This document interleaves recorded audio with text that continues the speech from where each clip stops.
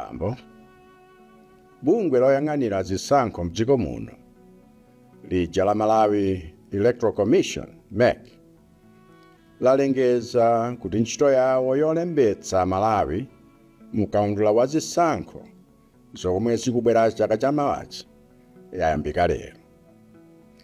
Iwowa anena kuti ntchitoyi ichitika m'magawo atatu, ndipo gawo loyamba lomwe atsekulira lero kuchitipa, Karonga, Mzuzu, Kotakota, Chisi, Salima, Dedza, Machinga, Chiladzulo, Neno, Palombe, Balaka ndi Mulanje likhala likuchitika masabata okwana awiri mpaka pa 3 Novemba. Ndiye pozindikira kuti kalembera wa mavotiyo wayamba tsopano, ndimati ndikulimbikitseni kuti chonde musakwewulese kulembetsa malamulo akulu a dziko lino komanso malamulo akayendetsedwe ka zisankho amanena kuti Malawi aliyense amene atadzakhale wakwanitsa zaka 18 pa nthawi yoponya voti pa 16 September 2025 ali ndi ufulu wodzavota nawo ngati ali ndi chiphaso chauzika.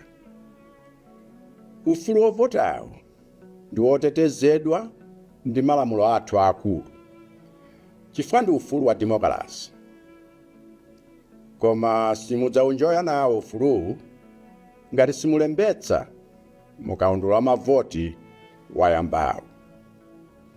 Ufulu wovotawo ndi udindo wanu ngati nzika yofunira dziko lanu zabwino, koma simudzakwaniritsa udindowu ngati simulembetsa mukaundula wa mavoti wayambawo. Ufulu wovotawo ndi utumiki wanu mogwirizana ndi Mulungu posankha Prezidenti, aphungu ndi makhansala amene adza kutumikireni kuyambira 2025 mpaka 2030. Koma simudzatha kuchita nawo utumikiwu ngati simulembetsa mukaundula wa mavoti wayambawo. Ndiye ngati muli nzika ndipo zokuyenerezani kudzavota muli nazo, chonde kalembetseni mukamva kuti ameki afika m'boma lanu.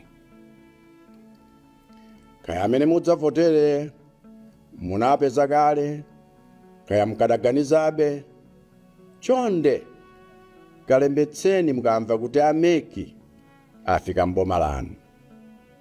Komanso nikupempheni atsogoleri nonse azipani zosiyanasiyana, komanso mafumu ndi atsogoleri azipembedzo zosiyanasiyana kuti muwalimbikitsa Malawi amene inu mukuwatumikira kuti akalembetse. Komanso alimbikitseni kuti potenga nawo gawo mukalembera wa mavoti asunge bata ndi mtendere ndi malamulo. Pomaliza ndithokoze Amalawi Electoral Commission pa ntchito yotamandika yomwe akugwira poonetsetsa kuti maboma wonse amene akulembetsa pa fezi iliyonse ali ndi zipangizo ndi masenta olembetsera okwanira kuti aliyense amene ali ololedwa ndi malamulo athe kulembetsa mosavuta. Imeneyitu ndiyo demokrasi. Ndipo inu mukalembetsa mkaundula wa mavoti wayambawo muthandizira kuti demokrasi yathu ikhale yamphamvu. Ambuye akudalitseni nonse. Dziko.